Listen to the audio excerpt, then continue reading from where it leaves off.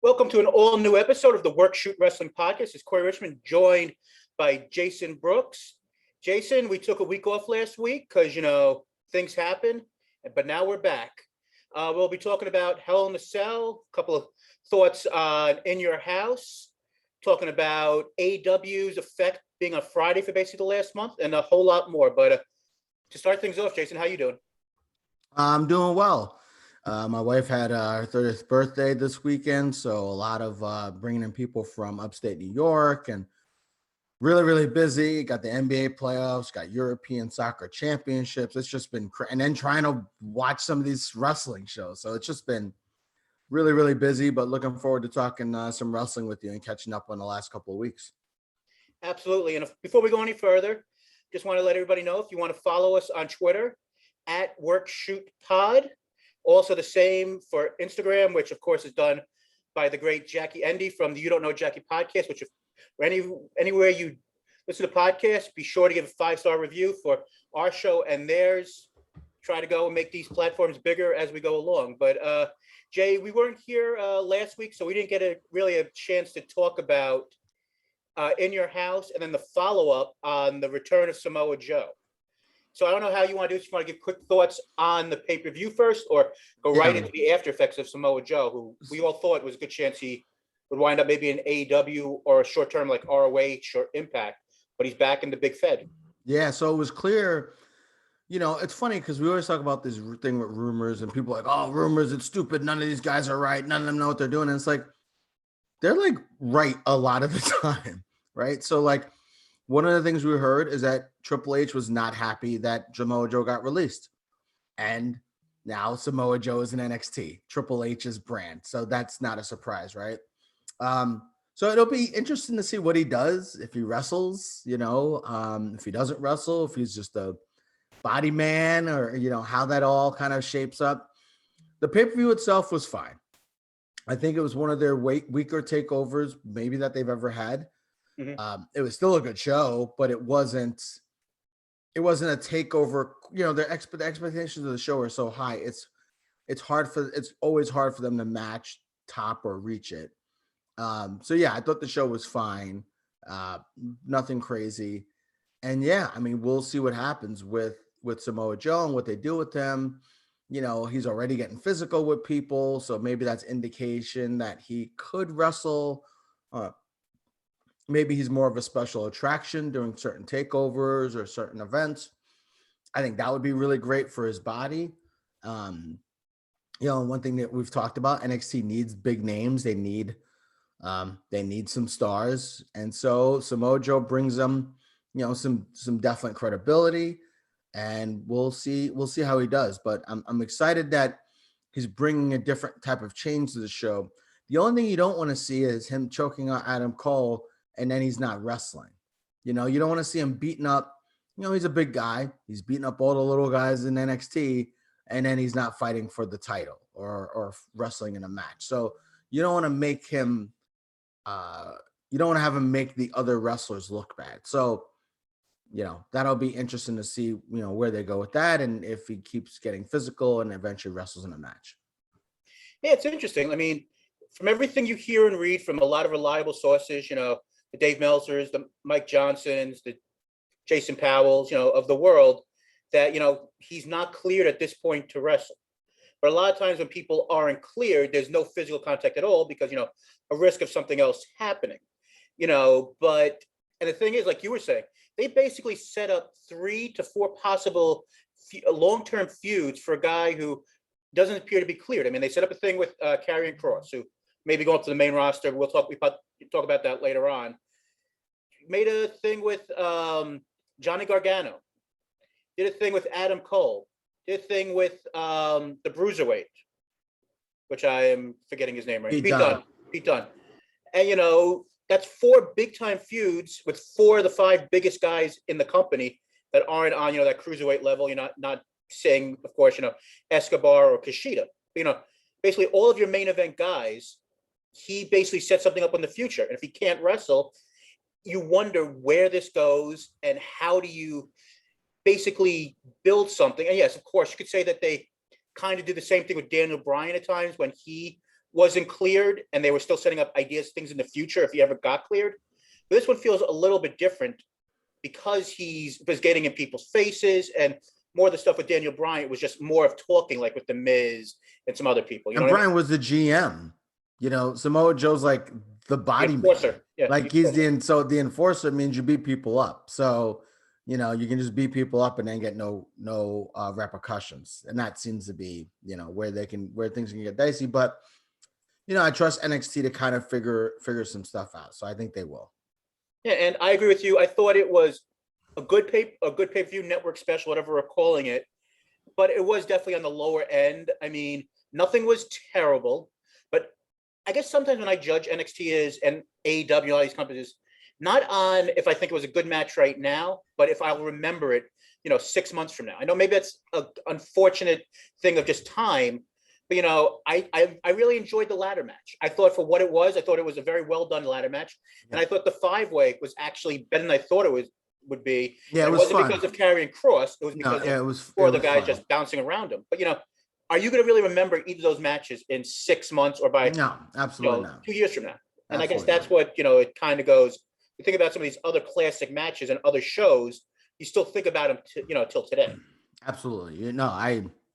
I couldn't agree with you more. I think it'll be remembered as a like a lot of these, WWE pay-per-views that they have, it's just a match, just a couple of matches, further storylines, but nothing crazy. And like I said, they've got a great history. So we're not saying, oh my God, this is a terrible thing that we're not going to remember some of these matches later on. But before we move on to a lot of other things, I actually think that they're going in a good direction right now, NXT. It feels like it took, with them being so involved in trying to win this Wednesday Night War, it went away from some of the key aspects that made NXT great. I think now that they're on Tuesdays by themselves, I think it took maybe 4 weeks to really figure out what you're doing, but it feels like the ship is getting corrected, and I'm starting to see like things that remind me of when they were on the network, and the lack of pressure to compete with AEW. Yeah. No, I think, NXT is always in that weird boat where they're figuring stuff out. And, we're going to talk about what the WWE's plans may be now that they're returning fans. And I think there might be a draft post SummerSlam. Oh yeah, there's a rumor, I think the end of August or the beginning of September. Yeah, so we know this. They're going to shake things up. So how does that make NXT look over the next, maybe we really start to see, we saw Blake Christian come in against Kushida. They had another guy against Kushida in an open challenge. I think now when they brought in, remember when they brought in ACH, who is now retired, Cameron Grimes, Swerve Scott, and then Bronson Reed, when they brought those 4 guys in, that was kind of one of the, 4 young guys to really establish themselves in the company, and they have, and ACH is gone now. But so I think we're going to see that here again. There's young guys that they have in the pipeline who I think we're going to start to see here over the next couple of months, because they're going to need some new blood. I agree. And I guess we'll do a quick,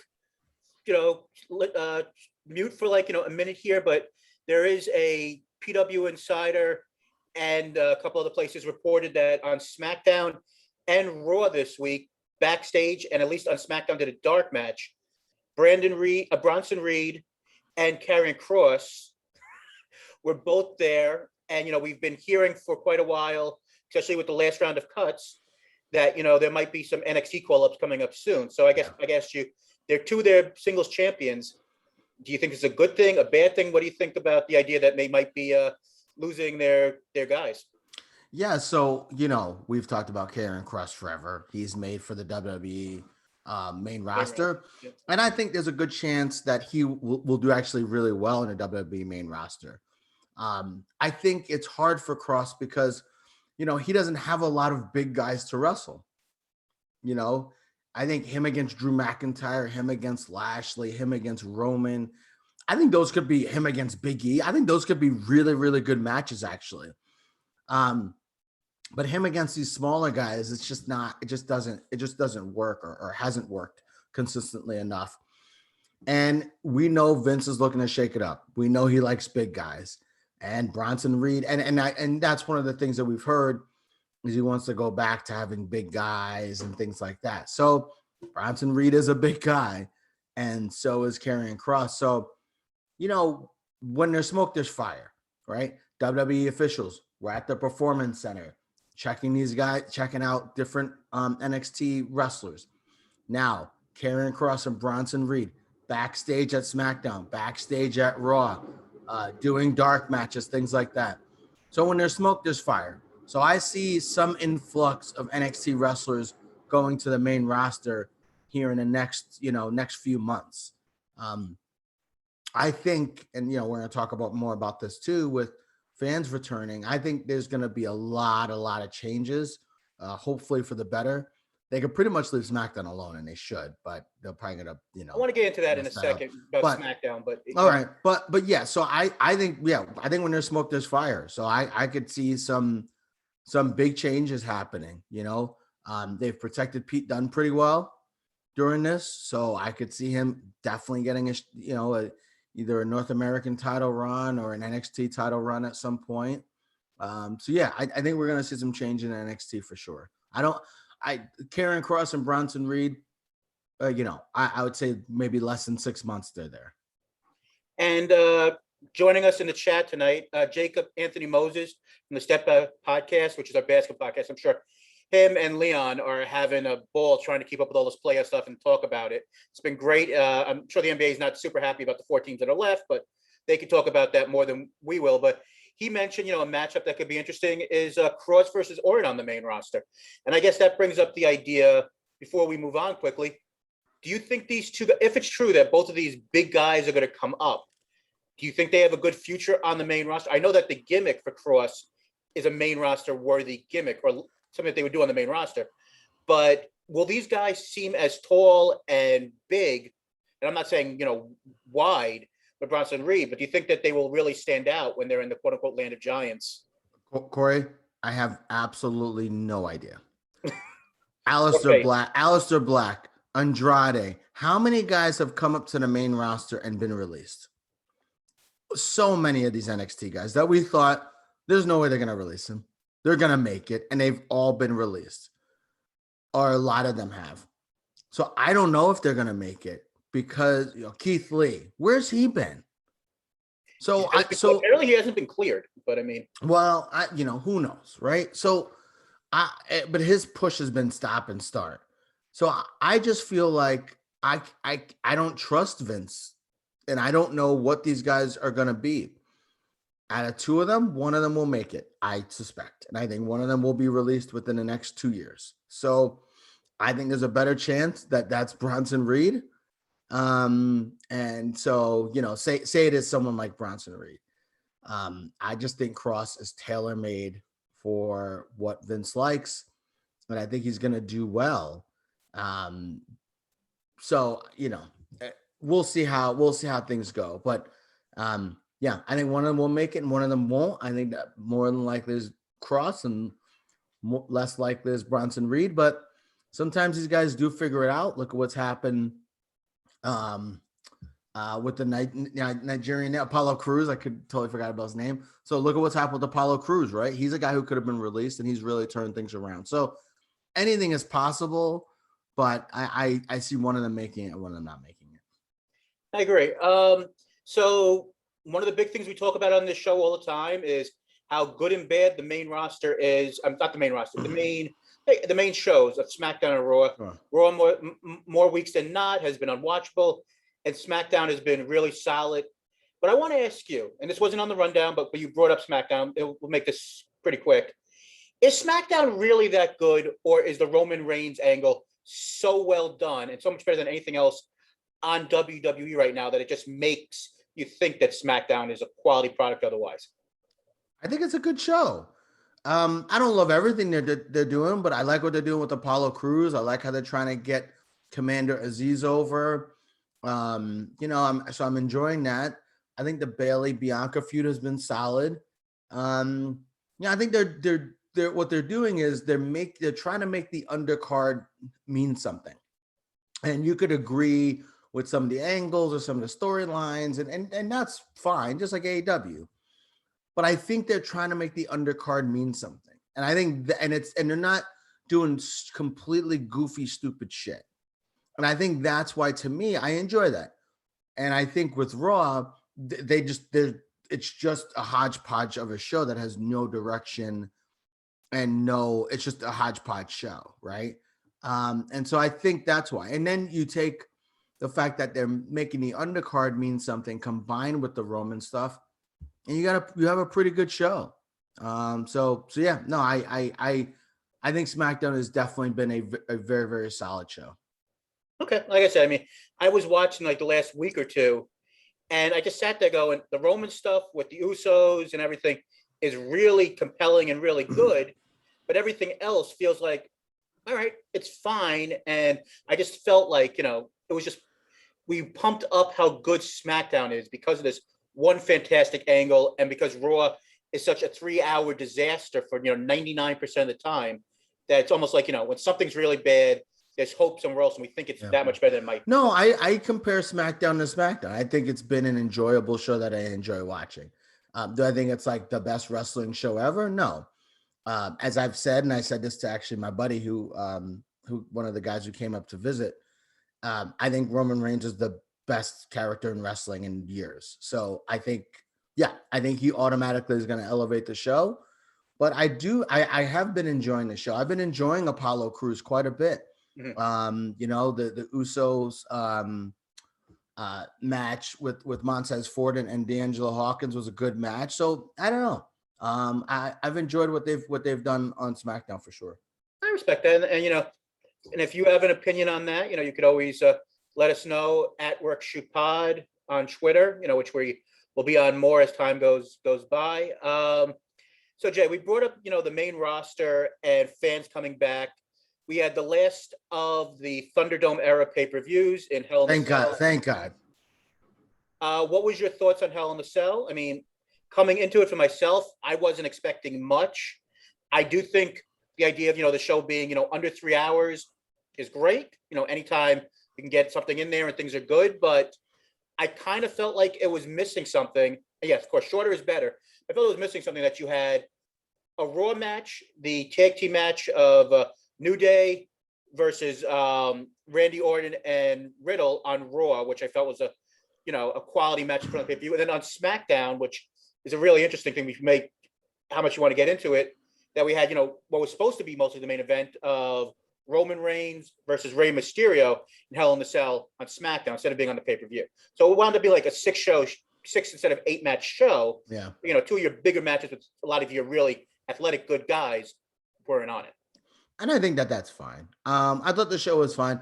Man, these wrestlers bust their ass, Corey. Jesus. I mean, these matches are brutal on these guys' bodies. Like that match with Lashley and Mac, I mean, they killed each other. And then he won with a roll-up. I thought we'll talk about that in a second. Yeah, I thought that match was a really good match. I thought that was very good. I enjoyed Bianca and Bayley. A little clunky at points, but I enjoyed it. I don't know what they're doing with Charlotte and Rhea Ripley. It's the strangest thing. They got like 5 women on the Raw roster and Reginald. And so I don't totally know what they're doing with Charlotte. Is she a heel? Is she not a heel? I guess she is. Is Rhea Ripley a heel? What is she? So that was bizarre. This Alexa Bliss thing is absolutely terrible.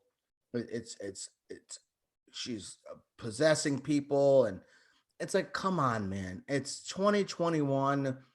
It's really just, it's like, if it's clever, if you're doing stuff like that and it's clever, it's fine. But it's like, man, like, I don't know, man. The Undertaker called. He wants his gimmick back. Like, what are we doing? So that was annoying to me.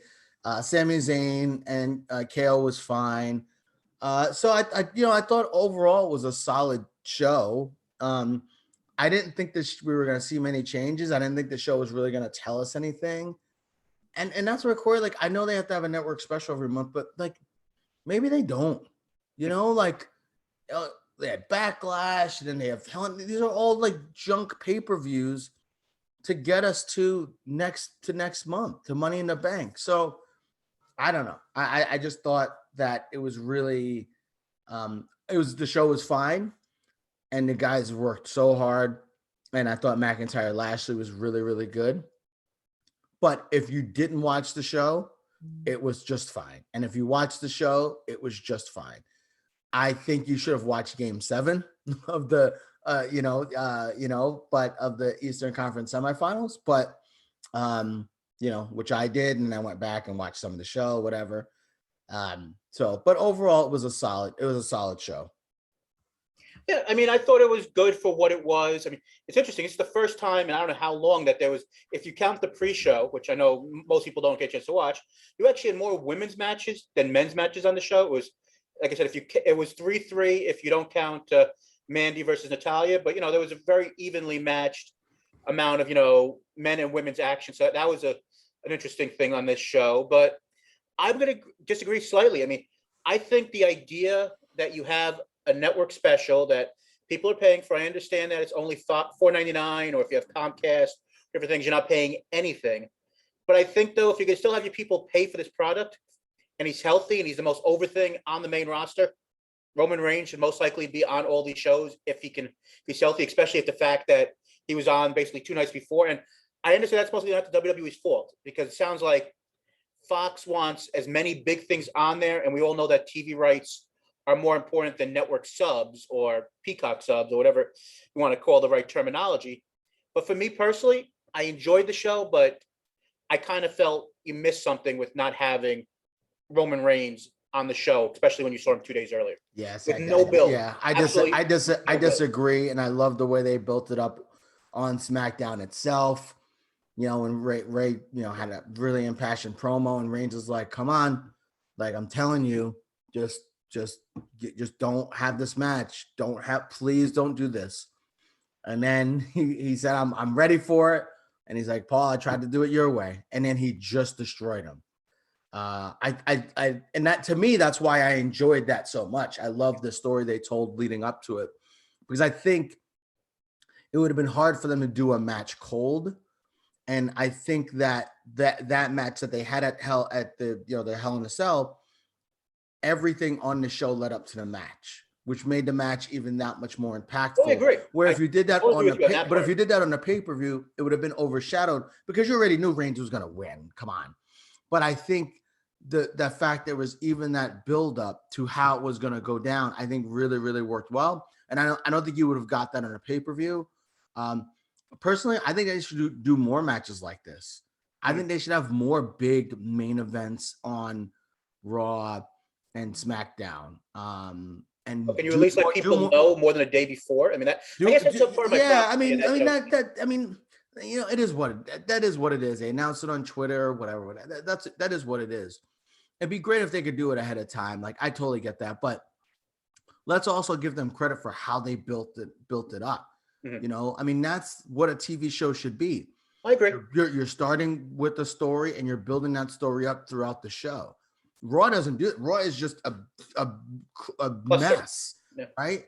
And AEW oftentimes does a pretty good job of that. NXT oftentimes does a pretty good job of that, especially for big matches. So yeah. So I loved it. I liked the match. Reigns killed him, which he should have. And we'll kind of see where things go moving forward. But yeah, I don't think it hurt it at all, especially because this is a throwaway pay-per-view anyway. Who cares? I can understand that. So let's talk about the thing that you kind of brought up pre-show, the idea of, and I just said we're a couple more weeks and the Thunderdome will be gone unless cross fingers the world falls apart again, which let's hope it doesn't. What do you think of when live crowds come back? We had the one day or the weekend of live crowds with WrestleMania, and they, for the most part, cheered everything. I think they were happy to be there. Yeah. Like, can this Alexa Bliss crap be done in front of a live audience and not get, crapped on beyond belief? Can you have, some of the stuff that's going on with Raw, which has been lackluster to say at best, happen when you got live fans? I mean, maybe your first 2 weeks, people are just gonna be so happy, like, so once again, like Mania, to be, out of the house. But what's your thoughts on this? Yeah, I think if people go, they're probably going to go to cheer at first. And then it's going to be dependent on what the quality is. And then it's going to be dependent on, bringing in new people and getting some excitement. which I think I think WWE, and if they've talked about this, Vince knows that the product is stale. He knows he has to do something to shake things up. He could have better, just quality shows with the great wrestlers he has there, but instead he wants to bring in other people, and that's fine too. So let's see who they bring in. Let's see what excitement they can generate. I still think that they could bring in all the names, The Rock, and Brock, Cena. They could bring in all these people, and that's great. But you got 3 hours, and you've got a lot of underutilized talent. And it's like a team, a sports team that brings in a bunch of free agents, but the coaching still sucks, and those sorts of things. Like, if the foundation isn't there for a good show, they're still not going to have a good show. They might have a flashy show, but it doesn't mean it's going to be quality. So I'm not sure how it's going to be received long term, but I think initially fans are probably just going to be excited to be there. I think Alexa Bliss, some of the stuff is so stupid, but I do think she is pretty entertaining. So I don't know that people will boo her because she is entertaining. And so, I don't know where that'll be. As far as some of the other stuff, who knows, right? But some of these reactions will be interesting. Is Drew over? Now, again, I'm taking the WrestleMania stuff aside. What about Lashley? What guy or gal coming out of this, going back to live shows, is going to consistently get cheered and going to consistently be over? Does Reigns get cheered on SmackDown? So, I think those things are going to be really, really interesting. I don't know if the quality of Raw changes because it's the same writers, it's still Vince, it's the same shit. But who gets but maybe Vince says, "Oh man, I gotta put this guy over. I didn't realize the Hurt Business was over, and I broke them up too early," which everyone fucking told him. So we'll see how it goes, but I think at least Vince will have some gauge on who's over and who's not over, and hopefully that'll make his decision making not totally inane and crazy. Yeah, and just quickly in regards to the pay-per-view, good show. I'm very interested to see where they go in the further, like with Seth and Cesaro. I mean, there are rumors out there that the SummerSlam match is Seth versus Edge, which could be interesting. Don't know if Cesaro goes back to the mid card after this, or if he stays somewhere on a higher level. And what you were saying, like, about Alexa Bliss, the bad part about this is, and it's a double-edged sword. This gimmick is horrifically bad, and if you're over most likely 6 years old, you have no interest in this. But Alexa is so good at the character that you're like, you like the fact that she's good at what she's doing. The same, and you don't want to blame her because she's not doing anything wrong. She's doing what the writers are telling her. The same idea. You're like, this is really, really bad. And you saw it in the match with her and Shayna. Alexa has gotten, and I know you're not a huge fan of Alexa in ring, but Alexa, when she wasn't doing the goofy crap of all this going to Nia and saying, "I'm gonna put my left hand, you're gonna put up your left hand," all this stuff, I thought it actually wasn't as bad of a match as I expected to be. And this is something that makes me crazy. And you got people like Christopher Morin, who does a great podcast of Morin's Law. I saw him on Twitter was talking about how AEW with their cage match was a disaster. On the other end, you also have to talk about how you have Shayna, who's an she was never a champion, but a pretty high level MMA person at the time. You're making her look like someone who doesn't know what she's doing. So I mean, believability on both ends, and you just like, you're sitting there going, you have to do something better with these people. Yeah, I mean, we have underutilized talent. We have goofy storylines. Raw is a horrendous show. But again, we come back to that story. If CM Punk was in the pandemic era, Thunderdome era shows, he would be released. He became a big name because of the audience, because of the crowd. And so, we'll see if anybody takes that over and takes that mantle over and becomes a bigger guy. And we'll see how it goes, but it'll be very, very interesting, to watch how that all kind of plays out. And just a comment from Jacob in the chat, Jacob Anthony Moses writing, nostalgia can only last so long. I agree. and she agreed the Alexa nonsense has got to go. And our social media expert, to put it nicely, Jackie Endy, nice little comment. Forget Monday Night Raw. It's Monday Night Work Shoot, aka she's your biggest fan, so she's gonna say nice things about you. I'll take it. Somebody does. But Jay, unless you have any other things you want to talk about, praise or anti-praise for WWE, you want to move over to AEW or? Yeah, let's do it. All right. So AEW has been on Friday nights for basically the last 3 to 4 weeks because of the NBA playoffs, and this is one of the good things about them moving to TBS next year. They won't have to be knocked off for NHL and NBA playoffs. So that's great. But I'm just wondering, and I know that with all the playoffs, especially you, Christian Morans of the world, and a lot of the other people in our life group are watching the NBA or the NHL right now. So the ratings have gone really bad on Friday. So this is twofold. One, has AEW lost some momentum with these Friday shows? And two, in August, when they premiere Rampage at 10 o'clock after SmackDown, is that a mistake? Because I've heard many things where people have either kind of fallen asleep at 10 o'clock and are just like watching it the next day. Should they actually do the show at 7 o'clock, be the lead-in for SmackDown with this 1 hour show? I mean, what are your thoughts on AEW with Fridays and if it's hurt? So I don't know if it was you who told me or if I read somewhere, whatever. But our numbers are still good. Yeah. So right? I don't know.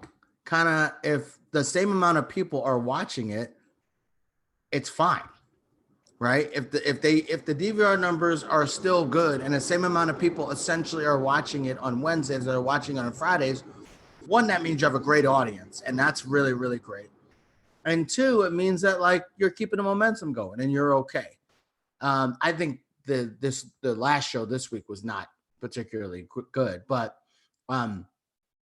in some of their shows, I feel like their Friday Night Dynamite shows have been kind of hit or miss in my opinion. But yeah, I think they're okay. As far as the 10 o'clock thing on Friday, yeah, I mean, Friday has always been known as like a dead TV time, a dead TV day. I mean, but if you have it on Wednesday, you're not gonna have a show right directly on Thursday. You might not have watched on Wednesday, you DVR, so I think it makes sense to have it on Friday. And after SmackDown at 10 o'clock, I don't think that's terrible either. Remember how many people watched Talking Smack when it was right after SmackDown? So were they watching when it was happening, or were they watching the next day? Yeah, I mean, it doesn't matter though. I mean, if the DVR numbers are good and people are clearly watching it, I don't know. And I think if you make the show good enough, people will come. I think if you make the show good enough, people will be into it. SmackDown's ratings are better than Raw's ratings, right? I know one is on network cable and one is on, over the air television, but SmackDown's been a quality show and people have watched it. I think this day and age with technology and all the stuff that we have, I think people can figure out a way to watch stuff they want to watch if it's good enough. And so if Rampage is good enough, I think people will watch it. And if it's not great, I think that'll be different. So I think either way they'll be okay. And I think because the numbers have been good, I think their momentum is holding steady. This is always the weird time for AEW where they kind of have to figure out, because they don't have pay-per-view after pay-per-view after pay-per-view. So they're kind of trying different things and trying to put people over and trying to figure some things out. So yeah, I think they're doing just fine, even if I think some of their shows lately have not been super great. And this Saturday, which is on another night, I mean, and I thought they did a good job of letting people know it was on Saturday, but I don't think they did a great job letting people know it was at 8 o'clock on Saturday, not the 10 o'clock times like they've been in the last couple of weeks. Jungle Boy versus Kenny Omega, I think they've done as good a job as they can for some of a quick fix. Yeah. And then you have Powerhouse Hobbs, who I think has gone a lot better over, since he debuted, versus Hangman Page. I think that's a pretty good, 1-2 punch for Saturday night. So it'll be interesting what they do there. But yeah, I agree. That should be a good show. I think, Jungle Boy still leaves a lot to be desired on the mic. I think they've done the best they could with kind of covering him up. I think Powerhouse Hobbs and Page could be a very, very good match. I think their styles will be interesting to see, for Hobbs working with someone of Page's caliber. I think that'll be really, really good for him. I think I think Page will win, but I think they'll have a really, really good match. As I said, I think Page, Omega at All Out. And is that their next show? That's not their next show. That's their next pay-per-view. That's their next. It's they have they have like weeks of big shows. That's right. They have yeah. So I think All Out, Page and Omega, if they can wait that long, and I think Page wins at All Out. That's what I think happens.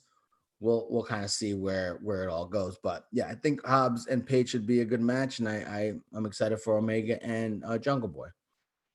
Which is, I think will be a lot of fun, and it'll be interesting to see how they do on Saturday night. And it's always a journey. Jay, one of the things on AEW I really did enjoy this past go ahead. Was the promo package for Proud and Powerful, Santana Ortiz, and FTR. Yeah, I thought that was really well done. I mean, we still don't know when that match is going to happen, but I think it's two of maybe the four best tag teams in all of wrestling right now. And, they're finally facing each other. I thought the Revival looked really good with pointing out in 6 months, they've done more than they've done in 2 years, which is kind of a shot at them. And also maybe a little bit shot at the booking of Santana and Ortiz on how they came in huge when we saw them last year at, was it All Out last year? All Out 2 years ago. 2 years ago when they went and came down in the Presidents of the United States masks and basically killed the Young Bucks. But, since then, they've had some nice moments, and they're in one of the biggest stables, but, they haven't really reached their potential. No, they haven't. I mean, and none of the Inner Circle have been champions except for Jericho. So, they've been his henchmen. So, and we've talked about this, like they need to do more promo packages. They need to do more of that stuff. So, Tony Khan listens. He does listen, man. He's doing more vignettes. He's doing more things to keep kind of people hot with these Jade Cargill kind of weird promos or whatever, like kind of making her seem like the superstar athlete getting the endorsements.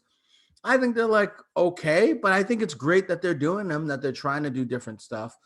So I really, really enjoyed that. I'll tell you one thing on AEW that I really liked. Okay. So the match with Penelope Ford and Julia Hart, the match was fine. And then Miro comes out and he's like, "Where's Kip? Where's Kip?" And then he's like, "I have to defend your honor," even though he's the one who injured Kip. I love that was so clever that AEW did that. Like he was the one who injured him, but he's so insane and out of his mind that he's like, "I have to defend your honor," but it's really just so he could beat people up. I think what they've done with Miro lately has been, and I heavily criticized them in the beginning, and Tony Khan said, "Listen, there's a plan here. There's a plan in place to make this guy a star." And man, I really have enjoyed what they've done with Miro. They've just made him seem like a badass lunatic. And they've done a really, really good job with him. And so I'm excited to see where they go. Corey, what were your thoughts on the Andrade promo, the subtitles, and then just his promo in general? I don't think it was a home run, but I thought it was done okay. I mean, I think you had the right person, at least, name-wise in the history of wrestling, doing the interview. And a lot of the Road to shows that they've done, building up other things, JR has done some of these interviews, and they've been better. I'm not offended by the idea of them doing the subtitles, because you know what? We said in the past, his English has gotten a lot better, but there's still times where he struggles a little bit. So, I mean, why not just have him do the promo in Spanish? So you're going to do two. So you're going to have. So how do you do that? Then you have one of the guys from the Spanish announce team is sure, doing the interview. Why not? Why not? If you're going to have him do the promo, have either have the one guy talking English, that's fine. Andrade knows English, and then have Andrade talking Spanish, which is his native language. I thought it was choppy. And I don't like when they do subtitles and people are trying to speak English, because I think it makes it seem choppy. And I thought the promo itself wasn't great. I really want to see more the vignettes with him, and I'm going to point this out. I'm going to go back to it just because I'm corny and whatever. The NXT promos with La Sombra when he was debuting, and they would show the highlights of him, with the mask, and he talked about what he was, taking the mask off, and they kept doing these vignettes of him. I feel like we should have seen something. We should see more vignettes. They did something like that last week with him. They did a vignette, and I think those are more effective than him saying, his English and the subtitles, and you're reading the subtitles and you're trying to look for his facials as well. I don't know. I didn't like it. It was fine. It wasn't like, oh my God, this is the worst thing in the world. And maybe it's one of those things where they're going to have to figure it out over time. The Vicky Guerrero thing is terrible. I don't think that's long term. I don't think it's long term. And then they said there might be a surprise. I mean, we already know he needs to be with Selena. He needs to be with Selena. I think Thea Trinidad. I can see Thea Trinidad coming in as the surprise, as the tag team partner for Nia, in 2 weeks, replacing Vicky, and that's the beginning of her coming in, and then she. Basically, I could see someone almost like years ago for our older fans. When The Undertaker came in, he was brought in by Brother Love. But the guy who actually was going to manage him was Paul Bearer. So, I mean, you could be brought in by one person and then you find the better fit. I mean, no, that's really smart. I'm giving the benefit of doubt here, but I mean, I might, who knows? Yeah, they don't do too much with Vicky, they don't really do too much with her. But so I'm going to give them the benefit of the doubt. But yeah, I think, I think Tony Khan knows what she is. I think we all know what she is. Small doses is the best dose. Yeah. Small doses are the best dose. And I think Andrade really needs a strong manager. He needs someone to talk for him. He does. He just can't get over on his own talking. And that's okay. That is okay. But yeah, so we'll see. We'll see how they continue. But I mean, Corey, it sounds like they're going to put him over big. It sounds like he's going to Latinos.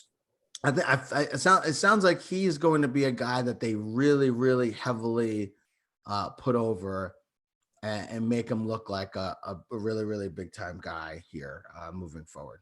Let me ask you this one thing about this. How long do you wait? And maybe you can tell me it's not a big deal, but how long do you wait for his first in-ring match? You could do the promos, you just sit down interviews. Do you go and hold off another month and a half for All Out? Do you have him on the first live show with, in Miami with, with a loud possible crowd? I mean, do you wait for, one of these other, big shows? Yeah. Don't they have like Fight for the Fall? Don't they have like Fight for the Fallen? What's the show next month? Fight for the Fallen, right? Well, you got 4 weeks of big shows, but you have 2 weeks in Dallas. I think 2 weeks of Dallas is Fight for the Fallen. I believe is those shows. Two shows in Texas. I mean, I absolutely wait until you're on the road. I think Miami would be good. I think All Out would be good, but don't have him wrestle for a little while. Yeah, I mean, I agree with that. But I mean, like I said, you also don't want to go and have him just sitting there doing promos, and then all of a sudden, why? We've seen him wrestle for 5 years. You got a point. And we've all seen him wrestle. We know he's great. Have him do promos, establish his character. That's one thing they never did on the main roster. They did it in NXT. Right. On the main roster, they never established who the hell is this guy? Why should we care about him? And he's telling you why you should care about him. And then you watch him wrestle and you're like, holy shit, he's really good. Right. So, I mean, I also, he's going to be spectacular. But he's going to be in AEW. What'd you say? Got a big problem though. And this is, we say that there are too many titles in WWE, which there is absolutely way too many. But it almost feels like there's less is more, yes. But you've got so many big names in that company that you got to do something with. What do you? I mean, are you having him beat Miro for the TV title? Are you having him beat Hangman or something after the guy who beat neither. Christian came out, Corey. And one of the first times he came out, and teased that he was gonna challenge for the title, and now he's has a feud with Matt Hardy. Mm-hmm. Listen, when you're in the NFL, there's one Super Bowl every year you can win, and everyone's fighting for it, right? I love the idea, but there's rivalries in between AFC East, the NFC North, right? And I like the idea that that's kind of what AEW is building. The title is so important. Everybody's going for the title. Everybody wants the title. But in between that, you have these rivalries, and that's how you have these titles mean something. And so I love it. Andrade, I don't see him challenging for the title for a while, and I think it's perfect. So you're And okay, I think you're it okay makes with him possibly being the quote unquote face Latinos, a major star, but not being in the title picture. you don't need to have the title to be a star. Okay, I just wanted to make sure, Does Adam Page have the title? Well, he might have it in about a month and a half. He might, but he hasn't in a little while, right? So Oh, yeah, absolutely right. you don't have to have the title to be a star. I don't think in wrestling. What does Adam Cole say? The man makes the title, not the other way around. So, I think you can be a star without it. And I think AEW does a really good job of making people seem like stars without having titles. Look at like Darby Allin, for instance, right? So, yeah, I think they've done a good job of that. MJF hasn't had a title, and he's a star. So I think they could do that. The only issue I see is they have so many guys. I think that's the one thing. I don't know how you make that many guys seem like stars. Mm-hmm. That to me is more the issue than the titles. It's like, how do you have everybody stand out? Someone's got to lose. Look at Lance Archer. He was hot, did all this stuff, wrestled Cody, had a great feud, and they've been basically trying to figure out what the hell to do with him for months. So to me, that's the thing. Their roster is getting so bloated. That's what we're seeing. So we'll see. So, Jay, we spoke about a lot of really cool things this week, but we're not the only show that you should listen to. We've got a group of podcasts pretty much almost every day of the week on the Life Group podcast network. So I can let people know a little bit about that. Absolutely. So Monday, we've got Dong City. So we are on this Monday because of all the craziness going on. But generally, we're on Thursdays. You got Dong City with Henry and Vince. You got the Audible, the football podcast with Matt and Randy. Kind of a slow time in football right now. So, but things will ramp up. I'm sure they can talk about Aaron Rodgers for 2 hours. You've got us on Thursday, The Step Back with Jacob and Leon on Friday, basketball podcast. I mean, I don't know how they're not doing like 3 of these a week. It's just so much going on, and what team is Ben Simmons is going to be on. And then Total Bases with Felipe and Sean on Sundays, which is more of a fantasy take. I should really watch that, listen to that, because I lost by like 0.1 points to this week in fantasy. Corey, I don't know if you saw. It was one of the closest games in the history of our league. But yeah, so these are all on the Life Group podcast. Check them out. The guys are all great. They're all supportive of each other's, and some great audience participation as well. So check them out. Absolutely. There's another podcast that I'm fully involved with. You'll be on in the next couple of weeks for episode 100. Oh, do you remember what that podcast might be? You don't know Jackie. You don't know Jackie Andy, Jackie Rachel, Jackie Corey, the comedy podcast for the ages. What are you doing this week? Or for the 100th episode? Well, 100 episodes coming in a couple of weeks, but this week's episode, we are going to have part 1 of Friends and why living single is a much better show. It's not even close. It's not even close. Even their jingle's better. Like it's like R&B single. Friends it's not even close. Well, if you want, you could do another rant, and we'll have part 2 of the tag. I mean, for all those who enjoy listening to Jason talk about pop culture and other things, he's like the last 6 minutes of next week's episode. And if you were listening to our episode, you've already heard it. But it's always good to hear Jason. Living single, yeah, in the 90s, kind of. It's a great jingle. It's a great song. Yeah.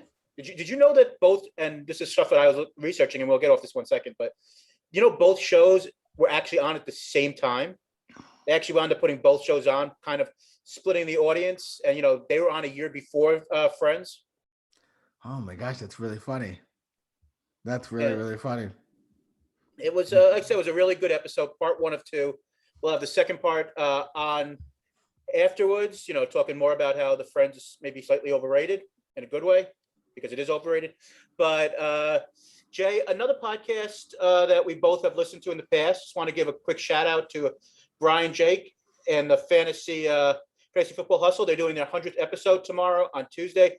Everybody should definitely check that out, unless you're in a fantasy football league with me, because I could use all the help I can, and I don't need you guys knowing the same information.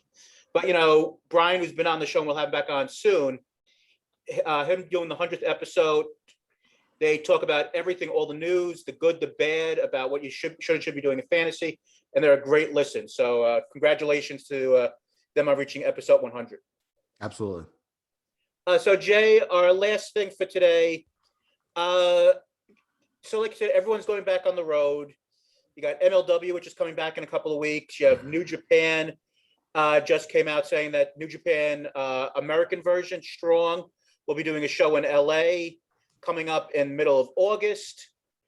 I guess my question to you are people that starved for wrestling and niche products that everyone who comes back, ROH is coming back with live crowds, Impact's going to have people for their next big show, Slammiversary, with everyone and their mother who got released from WWE possibly going there again. Is there enough interest in wrestling, with all the ratings being down and everything else, for all of these companies that everyone's going to come back and have full houses for these shows? Absolutely. Yeah.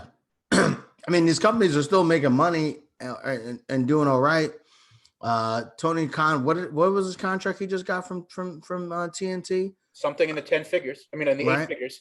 God, right? 10 figures. Yeah, 70 million, I don't know, whatever it is, millions and millions of dollars. So there is a market for live television, and to go watch live television, to go watch shows, I definitely think there's a market for it. Now, again, people watched all this stuff before. Is Impact going to try to do 20,000 fans? That's not going to go well. Was Ring of Honor going to try to do 20,000 fans? That's going to go very poorly. But if you keep the small audiences, basically like they've had, I think it could go really, really well. And also, Impact still has Kenny Omega there. So that's also a really, really big help. And Ring of Honor, although I haven't watched lately, I know that they've had some, my buddy actually is on there. We might be interviewing him in the next couple of weeks. But, Ring of Honor's had, from what I've, read and looked at, still had solid shows. So, yeah, absolutely. I think people want to go do shit, right? I think people want to go do stuff. And I think watching wrestling live is something that people are into. And I don't see why. Now, I think the one thing they're going to have to be, that'll be interesting, is there are a lot of states where people are not getting vaccinated. So, like Mississippi and Alabama, the numbers are pretty low. West Virginia. Good old Joe man. Does anyone see a theme? But there's some states they have to be careful about. And the other thing they're going to want to do is be in big markets. Don't dick around right now with whatever. Albuquerque, right? Like, stick with the big markets, the New Yorks, the Phillies, the Miamis, those markets that are big wrestling places. And and then kind of figure it out from there. So I think, yeah, absolutely. I think there'll be a lot of people, and then they'll continue to get people depending on how strong their shows are, obviously. Yeah, I mean, I agree. I mean, I do wonder, like, you've seen that a lot of the ticket sales and they say, let me put this best way I can. They say that usually you have your most tickets sold within like the first 24 hours of something being on sale. And besides, like SummerSlam, a lot of the WWE events aren't selling very well. And then, AEW, some of the shows are doing better than others. And, yeah, but that goes back and forth. I mean, they weren't telling us how ticket sales were before the pandemic every time. The shows would just go on. Now it's like news. Oh my God, it'll be fine. It'll all be fine. There'll be plenty of people in the stands. There'll be plenty of, crowds. There'll be plenty of cheering. It'll be just fine. I agree. And I guess the last thing quickly before we call it a day, and thank you for everyone who joined us and realized that watching, 3 hours of Monday Night Raw is bad for your health, just like Jacob and Jackie have done today. What's your thoughts on AEW and actually not AEW, sorry, MLW with the momentum? They've been off for basically a month and a half now. Yeah, a while. They're coming back in another 2 weeks in Philadelphia. Apparently tickets selling really well, more more things that open up, they're going, and they've announced a couple of signings. They're having, the Battle Riot will be on that show. TJ Pay versus Davey Richards. Do you think the idea, and this is maybe my own personal bias, because I've been looking to see it, and every week I'm kind of getting a little less interested. The idea that they've been off for this time, and they're just putting, MLW Underground, which is their shows from like 12 years ago, 20 years ago, whatever it is. Yeah. You think that MLW's lost a little bit of its momentum? I mean, how much have you really thought about MLW in the last, 6 None, but when the shows start, I'm going to watch them, right? Like, we can't have it both ways. You and I have talked about on this show how an off season is a good idea, that taking a break is a good idea. Mhm. Do we say, oh, the NFL's losing their momentum? Oh, the NBA, what's going to happen to them? Then they're not in for a couple of months. No, we gear ourselves up to go back. And so we don't have to have shows on every week.